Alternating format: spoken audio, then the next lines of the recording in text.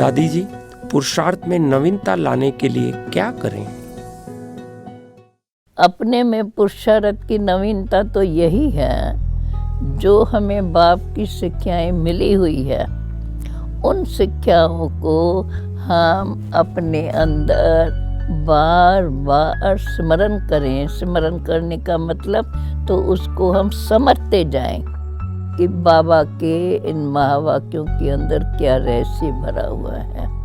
और उस रहस्य को जब हम समझते हैं तो समझते हैं हमारे लिए, हम मनुष्य आत्माओं के लिए ये बहुत ज़रूरी है कि हम मानते तो है कि परमात्मा है, परमात्मा ने ये सृष्टि रची है, भगवान ये सृष्टि को चला रहे हैं, परंतु कैसे चला रहे हैं उस बात को हम अभी रियलाइज़ करते हैं। तो बरोबर जो भी संसार में चल रहा है, कैसे परमात्मा चला रहा है, उसकी जब हमें नॉलेज मिली है, उस नॉलेज के आधार से हम इन परिस्थितियों में घबराते नहीं हैं, परंतु समझते हैं ये सृष्टि का चक्कर जो अनादि बना हुआ है वो अनादि काल से चला ही आ रहा है। तो सारा समय तो एक ही सीन नहीं चलेंगी ना, इसलिए पहले कुछ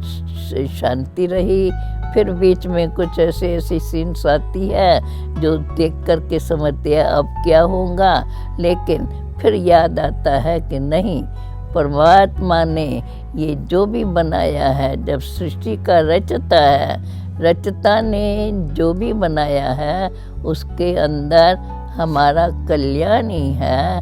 हम केवल अच्छी रीत अपने पिता को पहचान कर, जिसने सृष्टि को रचा, उसके अंदर जो रचना रची हुई है वो अपने अपने रची हुई रचना के अनुसार अपना काम करती रहती है। और हम चैतन्य आत्माएं हैं जो इन बातों को समझ करके और बाप को पहचान लिया है।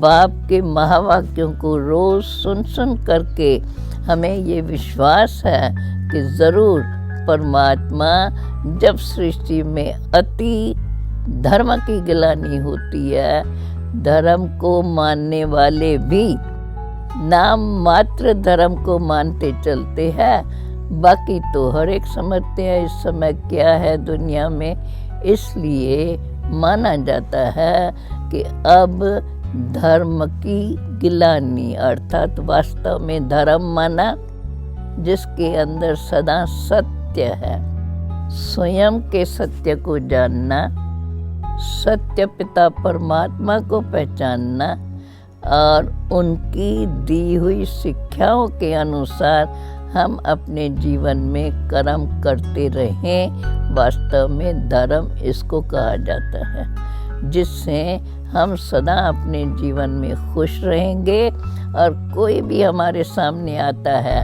तो हम उसको यही ईश्वर की बातें सुनाते हैं तो वो सुनने समय तो बड़े खुश हो जाते हैं, लेकिन उसको धारण करना ये तो हर एक का अपनी अपनी शक्ति है।